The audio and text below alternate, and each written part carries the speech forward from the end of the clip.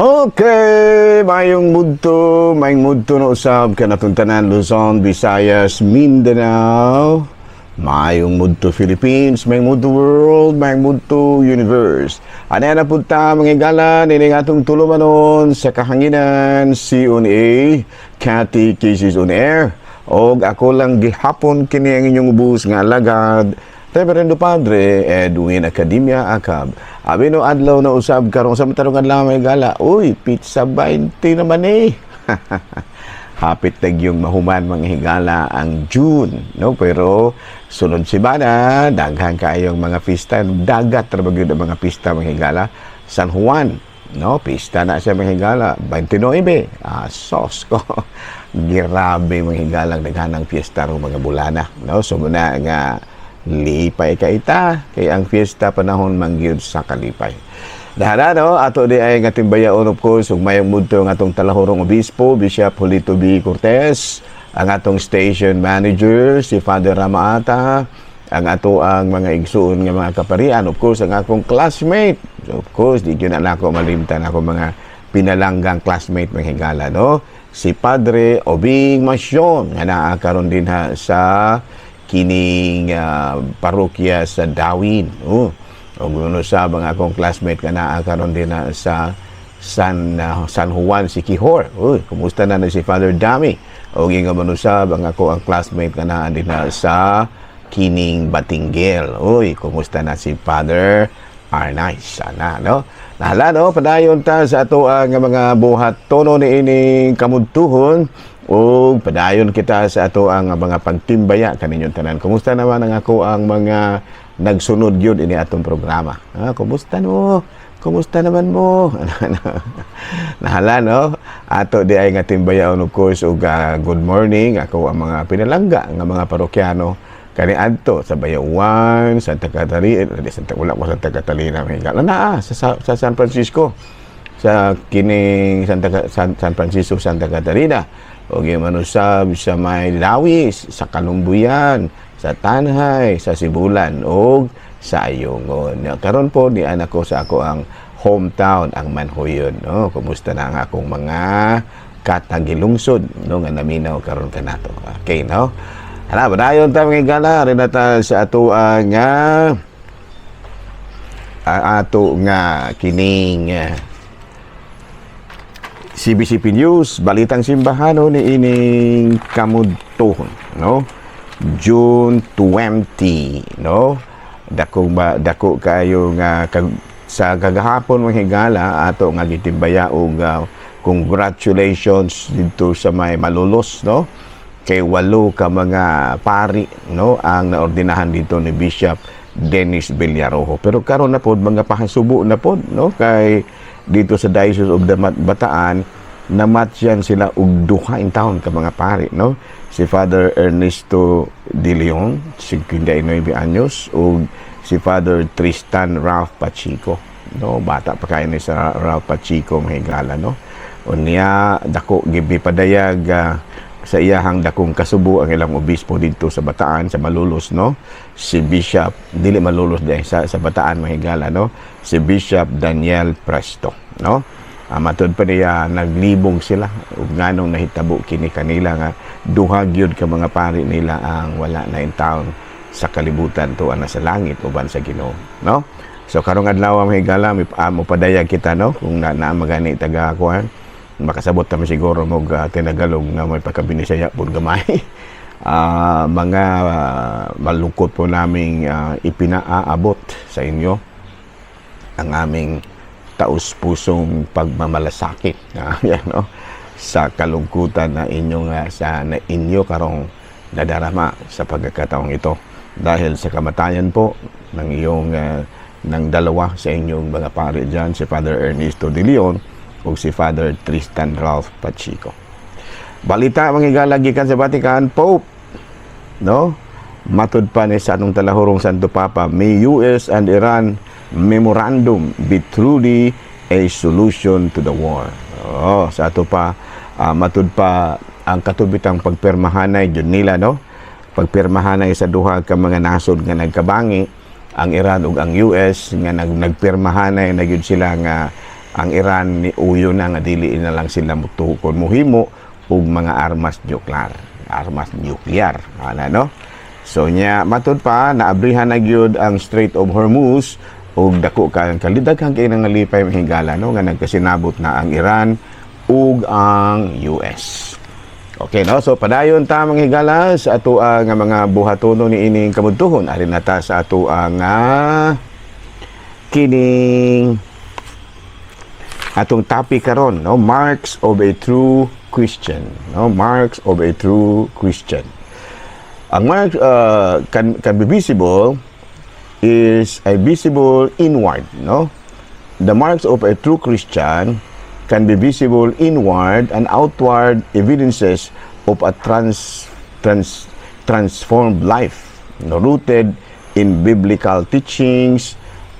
This characteristic represents growing faith rather than mere religious observance. Kung sa Binisaya pa na, ang tinud-anay gyud nga ilhanan no sa tinuod nga Kristiyano mao ang anaa sa kaluuban ug sa makita nga mga anaa sa sulod kaniya sa iyang kaugalingon ug ang sa mga makita nga mga kana bitang kamatuuran nga sa kapagbago sa kinabuhi no. Unya nakaugat kini nakagamot kini diha mismo sa biblikanhon nga mga pagtulunan. Unya kining mao nga kinaiyahan nagrepresenta sa nagpadayong nagpadayong paglambo sa pagtuo ug dili lamang makita diha sa kanang relihiyosong mga kalihukan. Sa ato pa makita gyud sa makita gyud sa five senses no. Unya ang gibasihan nato na ining maong mga pagtulunan mao kining atong mabasa sa Galacia kapitulo 5 bersikulo 22 hangtod sa 23 no. Apan ang espiritu naghatag sa gugma, kaplipay, kalinaw, pailob, kaluoy, kaayo, pagkamapaubsanon, pagkamapinugnanon sa kaugalingon. Kining mga butanga wala mahisupak sa bisan unsang balaod no.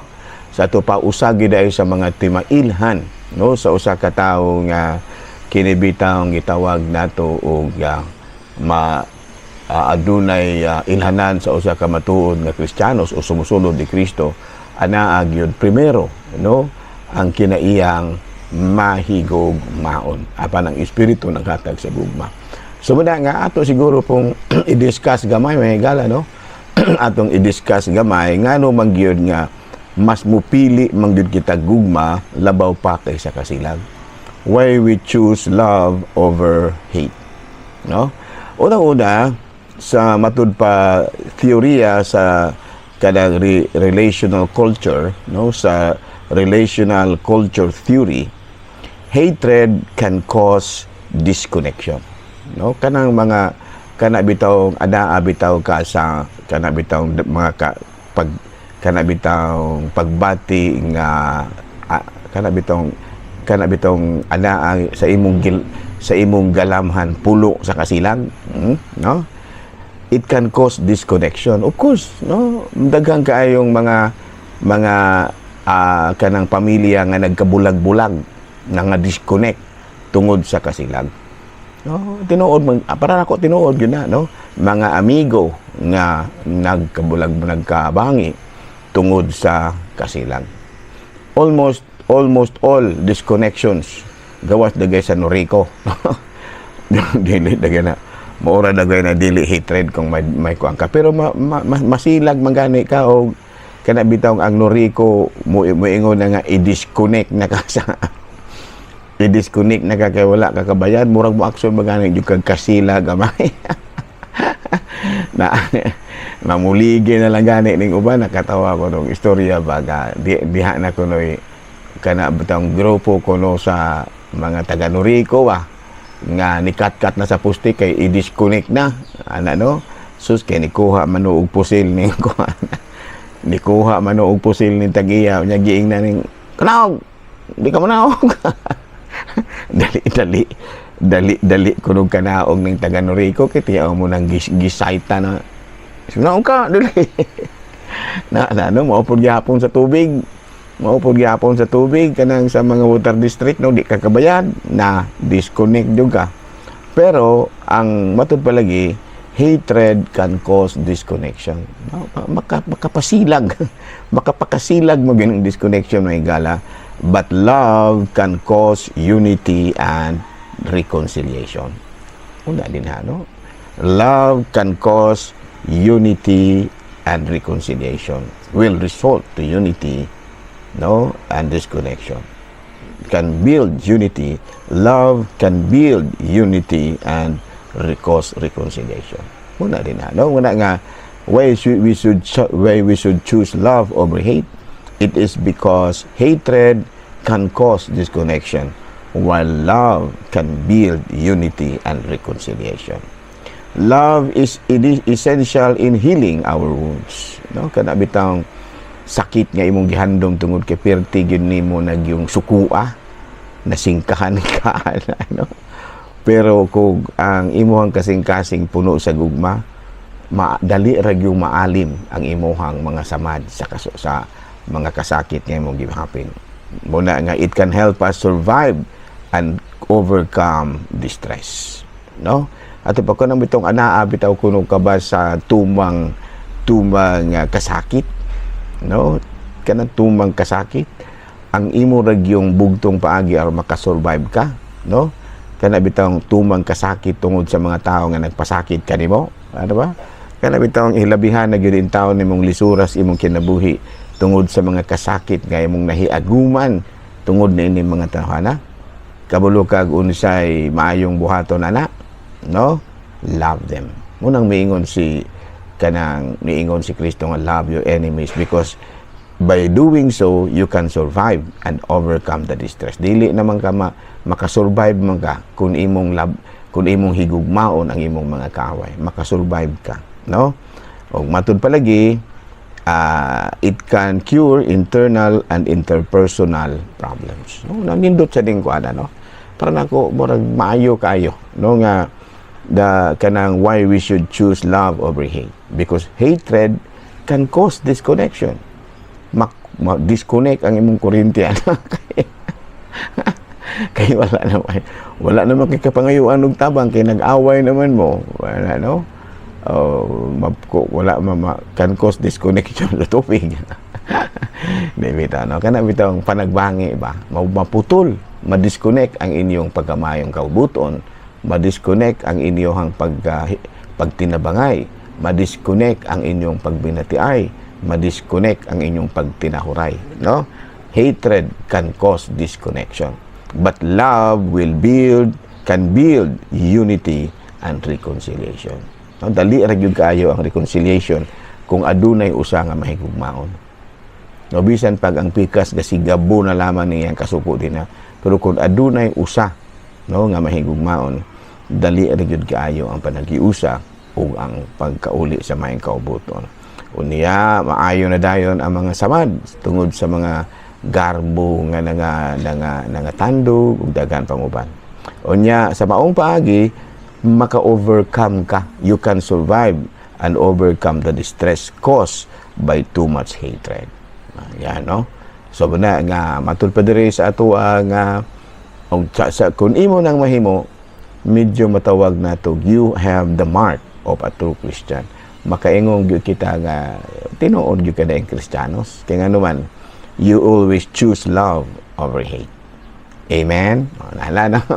So, dinilan sa takita ko ha. Ako, ragyahapon, kining yung ubus nga alagad. Reverendo Padre, Edwin Academia, ka manamilit na usab kaninyo. O manalangin ka na to ang Diyos, nga magkaigahom sa tanan, Amahan, Anak, Espiritu Santo. Gudon, Pilipinas!